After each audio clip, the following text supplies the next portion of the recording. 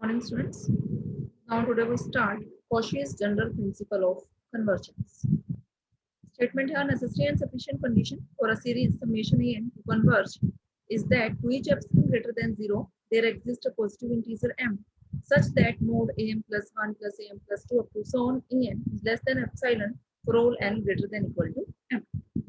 देखो हमने ये रिजल्ट जो है सीक्वेंस में भी किया था, सीक्वेंस में भी हमने Cauchy प्रिंसिपल ऑफ कन्वर्जेंस किया था कि कोई भी सीक्वेंस जो है वो आपकी कन्वर्ज करेगी if and only if for each epsilon greater than 0 there exist a positive integer m such that mod वहां आपने क्या किया था mod an minus am is less than epsilon for all n greater than equal to m और यहाँ हमारा क्या चल रहा है mod am plus 1 up to so on an is less than epsilon for all n greater than equal to m।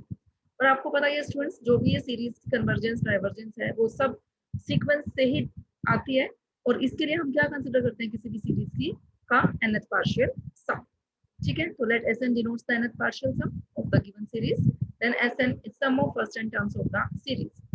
Series converges if and only if this sequence Sn converges, that is by Cauchy general principle of convergence of sequence से हमारे पास क्या result आ रहा है for given epsilon greater than 0 there exists a positive integer m such that mod Sn minus Sm is less than epsilon for all n greater than equal to m. Sn means sum of first n terms of the series, Sm means first m terms of the series, n is greater than equal to m। तो n terms के सम में से जब m terms का सम आप subtract करोगे तो कौन सी टर्म्स आएंगी m plus 1 से n तक। ठीक है, this is less then epsilon. तो मींस अगर इसका प्रूफ आता है तो इसमें आपको वही रिजल्ट यूज होगा कि Cauchy principle of convergence of sequence उसी पे डिपेंड करता हुआ है। नेक्स्ट थ्योरम है if series summation an converges then limit n tending to infinity an is equal to 0 कि अगर कोई सीरीज कन्वर्ज कर रही है तो n टर्म लिमिटिंग वैल्यू जो है वो क्या होगी 0 होगी but converse need not be true. Sequence converge कर रही है सॉरी सीरीज कन्वर्ज कर रही है it means Sn means sequence of nth partial sum of series also converges. तो Sn हमने लिखा sum of first n terms of the series, Sn minus 1 is the sum of first n minus 1 terms of the series. Now taking difference of Sn and Sn minus 1 then we get an। Let series an be convergent to S। series converge कर रही है किसी न किसी number को तो converge करेगी तो let it is denoted by S। if series converges to S then sequence Sn nth partial sum की जो sequence है वो भी किसको converge करेगी S को। so limit n tending to infinity Sn is equal to S and also limit n tending to infinity Sn minus 1 भी क्या हो जाएगा S को converge करेगा। ठीक है, तो an क्या difference of these two तो means an Sn minus 1 now taking limit on both side तो हमारे पास क्या आ जाएगा s minus s means 0। तो इसका मतलब अगर सीरीज हमारी कन्वर्ज कर रही है तो लिमिटिंग वैल्यू क्या है 0 but converse need not be true means अगर n टर्म की जो ये n टर्म है n इसकी लिमिटिंग वैल्यू 0 है then it doesn't imply series is convergent. तो हमने एक सीरीज कन्वर्ज कंसीडर की 1 plus 1 by 2 plus 1 by 3 up to so on जिसकी n टर्म क्या है 1 by n और अगर हम इसकी लिमिट निकालें तो वो क्या आ रही है 0। तो अब हमें क्या दिखाना है लेकिन सीरीज कन्वर्ज करे ये जरूरी नहीं है सीरीज डजंट कन्वर्जेस। तो इसके लिए हम रिजल्ट को कॉन्ट्राडिक्शन से प्रूव कर रहे हैं। Let us assume series summation an is also convergent then by Cauchy's general principle of convergence क्या है for given epsilon greater than 0 there exist a positive integer m such that mod Sn minus Sm is less than epsilon for all n greater than equal to m और Sn minus Sm क्या आ जाएगा am plus 1 to am this difference is less sum is less than epsilon for all n greater than equal to m। यहाँ हमने n को क्या choose कर लिया 2m तो n को हमने रिप्लेस कर दिया 2m से तो हमारे पास m plus 1 टर्म क्या है 1 upon m plus 1 am plus 2 term क्या है 1 upon m plus 2 and so on 1 upon 2m। now this is less than epsilon। ठीक है, now this sum is greater than 1 by 2m plus 1 by 2m and so on 1 by 2m। क्यों because you know numerator आपका sorry denominator जितना आपका large होगा term उतनी ही आपकी क्या होगी स्मॉल होगी। ठीक है, तो 2m is greater than m plus 1 so 1 by 2m जो है वो क्या हो जाएगा less than 1 upon m plus 1 so it means 1 upon m plus 1 is greater than 1 by 2m similarly 1 upon m plus 2 is also greater than 1 by 2m and so on। ठीक है, तो ये कितने टाइम्स रिपीट हो रहा है हमारा यहाँ जितनी ये टर्म्स हैं टोटल टर्म्स कितनी है ये m टर्म्स हैं। ठीक है, तो ये क्या आ गया m upon 2m means this is equal to 1 by 2। now taking epsilon is equal to 1 by 2 epsilon को हमने 1 by 2 ही चूज कर लिया तो जो ये हमारे पास ये सम आ रहा है ये क्या होगा, greater than 1/2 means greater than epsilon. तो कॉन्ट्राडिक्शन आ गई हमारे पास। इट मींस सीरीज an जो है is not convergent even if limiting value an की लिमिटिंग वैल्यू क्या है, 0 है। ठीक है, रिमार्क देखो, the above theorem is not useful for those series for which an tends to 0 but is very useful for those series where an does not tends to 0. Thus, if limiting value is not equal to 0, then series is not convergent. कहने का मतलब कि अगर series convergent है तब तो उसकी n term की लिमिटिंग वैल्यू 0 होगी, लेकिन अगर लिमिटिंग वैल्यू 0 है तो ये जो थ्योरम है ये कोई रिजल्ट नहीं देती, तो सीरीज आपकी कन्वर्ज कर भी सकती है एंड नहीं भी कर सकती। ठीक है, फर्स्ट एग्जांपल देखो, show that series n upon 2n plus 1 is not convergent. आपको दिखाना है कि ये सीरीज जो है वो कन्वर्जेंट नहीं है। हमने सीरीज लिखी जिसकी n टर्म क्या है, n अपॉन 2n प्लस 1। हमने ऊपर और नीचे से मींस न्यूमरेटर और डिनोमिनेटर से n कॉमन लिया और कैंसिल आउट किया। n टर्म की हमने लिमिटिंग वैल्यू निकाली which is equal to 1/2 which is not equal to 0। ठीक है, कि n टर्म की अगर लिमिटिंग वैल्यू 0 आ जाती तब हम कुछ नहीं कह सकते थे कि सीरीज आपकी कन्वर्ज कर रही है या नहीं कर रही, लेकिन अगर n टर्म की लिमिटिंग वैल्यू 0 नहीं आ रही है देन वी आर श्योर कि series is not convergent. Next theorem है कन्वर्जेंस और divergence of geometric series. GP आपको पता है a plus ar plus ar plus sorry ar square plus ar cube and so on. इसकी convergence और divergence की बात करते हैं। अब जीपी की कन्वर्जेंस और डाइवर्जेंस डिपेंड करता है r पे मींस कॉमन रेशो पे। सीरीज जो है ज्योमेट्रिक सीरीज कन्वर्ज करेगी if mode r is less than 1 means r line between -1 to 1, diverges if r is greater than equal to 1, oscillates finitely if r is equal to -1 and oscillates infinitely if r is less than -1। तो हमने series जो है हमारे पास उसका nth partial सम Sn हमने लिखा, sum of first n terms of the series.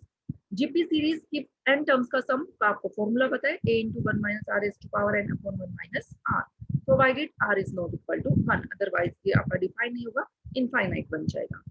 If first case हम discuss कर रहे हैं, if mode r is less than 1, अगर मोड r less than 1 है then r raised to power n tends to 0 as n tending to infinity। Mode r less than 1 means r belonging to open interval -1 to 1 means value -1 और 1 नहीं हो सकती क्योंकि वो open interval से belong कर रही है, वैल्यू -1 और 1 के बीच की वैल्यूज होंगी। से हमने जो वैल्यू कंसीडर की वो कंसीडर कर ली 0.5 मींस 1/2। अब आपको पता है कि अगर 1/2 की पावर हम इंफिनिटी रेज करते हैं देन इट टेंड्स टू 0, क्योंकि अगर नंबर आपका लेस देन 1 है तो पावर जितनी ज्यादा आप रेज करोगे नंबर उतना ही स्मॉल होता चला जाएगा। जैसे 1/2 स्क्वायर करें तो क्या आएगा 1/4, 1/2 का क्यूब करें तो 1/8, 1 रेज टू पावर 4 करें तो 1/16, नंबर छोटा हो जा रहा है। तो अगर रेज टू पावर इंफिनिटी करें तो इसको टेंड करेगा, वो 0 को टेंड करेगा। तो means now taking limit n tending to infinity Sn, तो क्या बन जाएगा जब हम यहाँ लिमिट लेंगे r raise to power n तो किसको टेंड कर जाएगा 0 को, तो ये क्या बन जाएगा a अपॉन 1 माइनस r। ठीक है, ये लिमिट जो है आपकी यूनिक होगी और क्या होगी finite. Thus, the given series converges to a upon 1 minus r means sum of infinite terms of the series का ये सम का फॉर्मूला भी है। ठीक है, if r is greater than 1, अगर आप r greater than 1 है मींस अगर से आपके पास कोई नंबर 2 है तो 2 की पावर जितने ज्यादा रेज करोगे नंबर उतना ही लार्ज होगा। तो so we can say if 2 raise to power infinity करेंगे तो वैल्यू क्या आएगी आपकी इंफिनिटी को टेंड करेगी। यही लिखा है हमने r raise to power n tends to infinity as n tending to infinity. Now taking limit in this case also, जब हम इस केस में लिमिट लेंगे तो लिमिट किस पे लगेगी, ये आपने फॉर्मूला पढ़ा हुआ है n टर्म्स का फॉर्मूला कि अगर r आपका ग्रेटर देन 1 है तो sum of first n terms of the GP क्या बन जाता है a into r raised to power n minus 1 upon r minus 1, ये फॉर्मूला है। अब यहाँ r raised to power n किसको टेंड करेगा इंफिनिटी को, तो इंफिनिटी बाय सम फाइनाइट नंबर क्या आ जाएगा इंफिनिटी। इट मींस सीरीज क्या करेगी आपकी डाइवर्ज करेगी इंफिनिटी को। ठीक है, if r is equal to 1, result जो था वो ग्रेटर देन इक्वल टू 1 के लिए था। अब हम 1 के बारे में बात करते हैं। अगर r 1 हो जाता है then Sn means sum of first n terms of the series. r 1 होने का मतलब आपकी जो सीरीज बनी वो क्या बनी a कांस्टेंट सीरीज ही बन गई, तो इसका सम तो क्या आया n टर्म्स का सम n है, और जब हम इसकी लिमिट लेंगे n टेंडिंग टू इंफिनिटी तो ये फिर क्या आ गया infinity. In this case also series is divergent. Next third case है if r is equal to -1, अगर r -1 है आपका तो जो सीरीज थी आपकी सीरीज क्या थी a plus ar square and so on, तो वहां हम r को वैल्यू पुट करते हैं -1, r को -1 पुट करने पे हमारी सीरीज बनेगी a minus a plus a minus a up to so on. और आप देख रहे हो कि अगर हम इन n जो है आपका, अगर ये इवन हो, कहने का मतलब अगर n 2 4 6 8 हो तो ये क्या बनेगा, मीन्स अगर 2 हो तो 2 टर्म्स का सम आएगा, a माइनस ए 0, 4 टर्म्स होगा तो a minus A plus a minus A again 0, कहने का मतलब अगर n इवन हुआ तो ये सम आपका क्या बनेगा 0, और अगर n आपका ओड हुआ तो ये सम क्या बनेगा 1, जैसे 1 3 5 7 रखोगे तो वैल्यू क्या आएगी आपकी a। ठीक है, तो इसका मतलब जो ये एसएन है, जो ये एसएन सीक्वेंस है वो क्या कर रही है, फाइनाइटली ऑसिलेट कर रही है 0 और 1। ठीक है, 0 और 1 के बीच में फाइनाइटली ऑसिलेट कर रही है, मींस एक बार 0 a 0 a, तो इसका मतलब सीरीज का बिहेवियर भी कैसा होता है, जो आपकी सीक्वेंस का होता है, जो एनएच पार्शियल सम से हम सीक्वेंस कंस्ट्रक्ट करते हैं, तो सीरीज ए एन बी क्या करेगी आपकी, ऑसिलेट करेगी फाइनाइटली। लास्ट केस है if r is less than -1, अगर आर लेस देन -1 है तो इसका मतलब माइनस आर के बारे में बात करें तो वो क्या हो जाएगा, ग्रेटर देन 1। माइनस आर को हमने डिनोट किया x से, it means x is greater than 1 and x raise to power n tends to infinity as n tending to infinity, है ना। नंबर अगर ग्रेटर देन 1 है तो अगर उस पे पावर जितनी ज्यादा आप रेज करोगे नंबर उतना ही ग्रेटर होगा। तो एसएन आपका sum of first n terms of the series था।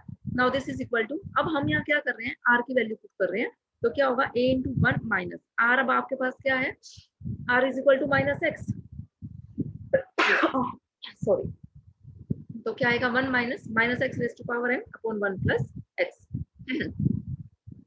इफ n इज इवन, अगर आपका n इवन है तो माइनस हो नंबर या प्लस हो, raise to power even number हो अगर, तो वैल्यू क्या होती है, पॉजिटिव ही बन जाएगी, तो क्या बनेगा 1 minus x raise to power n upon 1 plus x. और अगर n आपका ओड हुआ, मीन्स पावर अगर आपकी 1 3 5 हुई और नेगेटिव नंबर की पावर अगर आप रेज कर रहे हो तो वैल्यू क्या आएगी, नेगेटिव आएगी। तो मीन्स इस केस में क्या आ गया, a into 1 plus x raise to power n upon 1 plus x.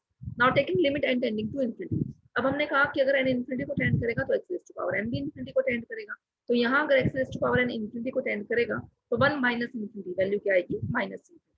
Minus infinity या प्लस इंफिनिटी को अगर आप किसी भी फाइनाइट नंबर से डिवाइड मल्टीप्लाई करते हो तो वो क्या रहेगा, वही रहता है। तो ये क्या आ गया, minus infinity if n is even, और जब यहाँ x raise to power n infinity होगा 1 प्लस इंफिनिटी, इंफिनिटी इंफिनिटी को किसी फाइनाइट नंबर से डिवाइड करोगे अगेन इंफिनिटी। तो इसका मतलब ये सीक्वेंस फिर कैसी हो गई, ऑसिलेटिंग, लेकिन इनफाइनाइटली, क्योंकि यहाँ जो आपकी सीक्वेंस है वो माइनस इंफिनिटी और इंफिनिटी के बीच में वो क्या कर रही है, जंप कर रही है, ऑसिलेट कर रही है between minus infinity and infinity. तो अगर सीक्वेंस इनफाइनाइटली ऑसिलेट कर रही है तो गिवन सीरीज भी क्या करेगी, इनफाइनाइटली ऑसिलेट करेगी। स्टूडेंट्स, बाकी हम नेक्स्ट लेक्चर में